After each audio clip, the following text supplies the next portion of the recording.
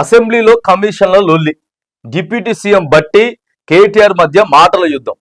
ప్రభుత్వంలో పనులు కావాలంటే 30% కమిషన్లు అడుగుతున్నారని చెప్పి కేటీఆర్ అన్నాడు. బిల్లుల క్లియరెన్స్ కు 20% కమిషన్లు డిమాండ్ చేస్తున్నారని చెప్పి ఆరోపణలు. దమ్ముంటే ఆరోపణలు నిరూపించమని చెప్పి నిజమని నిరూపించండి అని చెప్పి బట్టి విక్రమార్క గారు చెప్తుండ్రు. ఏం సార్ ఈ మాటలు? బట్టి గారు మీ ఛాంబర్ లోనే, బట్టి గారి ఛాంబర్ ముందు కాంట్రాక్టర్లంతా కూడా మొన్న ధర్నా చేయలే? ఓ 10 నిమిషాలు, పావు గంట సేపు బిల్లులు తీసుకోవాలంటే సార్ బిల్లులు ఇవ్వాలంటే 20% కమిషన్లు అడుగుతున్నారు మీ వాళ్ళే. క్లియర్ చేయాలంటేనేమో పనులు ఏమైనా చేయాలంటే ప్రభుత్వం పనులు కావాలంటే 30%, క్లియరెన్స్ బిల్లులు చేయాలంటే 20% అని చెప్పి దాదాపుగా ఓ 40-50 మంది కాంట్రాక్టర్లే వచ్చి గగ్గోలు పెట్టుకున్నారు మీ ఛాంబర్ ముందే. సో సారిగా టక్కులు లేచిండట కేటీఆర్ మాట్లాడంగానే. సార్ టక్కులు లేచి ఏం మాట్లాడుతున్నావు కేటీఆర్ అని చెప్పి నిరూపించేదేంది? సోషల్ మీడియాలో రాలేదా? కాంట్రాక్టర్లంతా కూడా సోషల్ మీడియాలో వచ్చింది, పేపర్లలో వచ్చింది. బట్టి గారు మీరు దీని మీద జోక్యం చేసుకోవాలి, కమిషన్లు అడుగుతా ఉన్నారు, కావాలంటే బిల్లులు మొత్తం వచ్చిన తర్వాత ఎంతో కొంత కమిషన్లు ఇస్తాం, కానీ ఇప్పటికే అప్పులు చేసి వర్కులు చేయించుకున్నాం, ఇంకా మా కాడైతే పైసలు లేవండి, దయచేసి బిల్లులు ఇవ్వండి, బిల్లులు ఇస్తాంలేండి కమిషన్ అని చెప్పిర్రు. ఆడికి పోయి బట్టి గారి ఛాంబర్ ముందే. మరి బట్టి గారేమో ఇవన్నీ నిజమని నిరూపించమంటుండే. అదే కదా జరిగింది, ఇంకేంది? ఇంకా అంతకంటే నిరూపణ ఏముంటుంది సార్? అంతకంటే నిరూపణ ఏముంటది? మీరే 1000 కోట్ల బిల్లులు పెండింగ్ లో పెట్టి వెళ్ళారు, మైక్ ఇచ్చారని ఇష్టం వచ్చినట్టు మాట్లాడితే కుదరదు, ఒళ్ళు దగ్గర పెట్టుకొని మాట్లాడాలని చెప్పి డిప్యూటీ సీఎం హెచ్చరిక. కేటీఆర్ క్షమాపణలు చెప్పాలని కాంగ్రెస్, బట్టి క్షమాపణలు చెప్పాలని బీఆర్ఎస్ డిమాండ్. కేటీఆర్ వ్యాఖ్యలను రికార్డు నుంచి తొలగిస్తున్నట్లు స్పీకర్ ప్రకటన.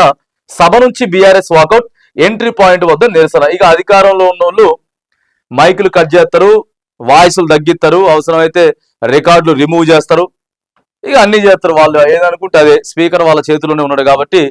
ఎందుకంటే 10 మంది పార్టీ మారిన ఎమ్మెల్యే విషయంలో ఎలాంటి నోటీసులు ఇప్పటివరకు ఇవ్వలేదని చెప్పి సుప్రీంకోర్టు మొట్టికాయలు వేసింది. ఆ తర్వాత హైకోర్టు కూడా గతంలో మీ ఏం చేస్తారు స్పీకర్ అని చెప్పేసి అని అడిగింది, రికార్డులన్నీ తొలగిస్తారు. సో ఇప్పుడు లేచి ఏం మాట్లాడుతున్నావు నువ్వు, మరి నిరూపించు అనేది మాత్రానికి అది రికార్డింగ్ ఆడే ఉంటది. ఈ కేటీఆర్ మాట్లాడింది లేకపోతే ప్రతిపక్షంలో మాట్లాడింది మాత్రానికి సో తీసేస్తారు. అధికారంలో ఉన్నటువంటి ఏమైనా మాట్లాడచ్చు. మొన్న సార్ కూడా మాట్లాడింది కదా, బట్టలు ఇప్పి కొడతాం, జర్నలిస్టులను బట్టలు ఇప్పి కొడతాం అనేది మాత్రానికి రికార్డులు అట్లనే ఉంటది భద్రంగా. వాళ్ళు ఏం మాట్లాడినా ఉంటది. వీళ్ళు మాట్లాడితే ఏం మాట్లాడింది? కమిషన్ల గురించే మాట్లాడిండు కదా, 20% 30% కమిషన్లు తీసుకుంటున్నారని చెప్పి మాట్లాడిండు. సో వాళ్ళు బిల్లులు ఇవ్వట్లేదనే కదా మిమ్మల్ని గెలిపించుకుంది. వాళ్ళ దాంట్లో బిల్లులు ఇవ్వట్లేదు సక్రమంగా, కేటీఆర్ కేసీఆర్ ఇవ్వట్లేదని చెప్పి మిమ్మల్ని గెలిపించుకుంటే మీరేమో మళ్ళీ పాతదే చెప్తే ఎట్లా? బట్టి గారు మీరు ఇవ్వలేదు కాబట్టి, వాళ్ళు ఇవ్వలేదు కాబట్టే మిమ్మల్ని ఎంచుకున్నారు. మీరు కూడా అంతేనా? మరి ఇయ్యరా? మీరు కూడా ఇయ్యరా? గది చెప్పండి ఫస్ట్. వాళ్ళు బిల్లులు ఇవ్వట్లేదు, మేము వస్తే బిల్లులు ఇస్తామని చెప్పేగా మీరు అధికారంలోకి వచ్చింది. వాళ్ళు మాట్లాడిన మాత్రం రికార్డింగ్లు ఉండవు, వీళ్ళు మాట్లాడిన రికార్డింగ్లు మాత్రానికి బద్ధంగా ఉంటాయి.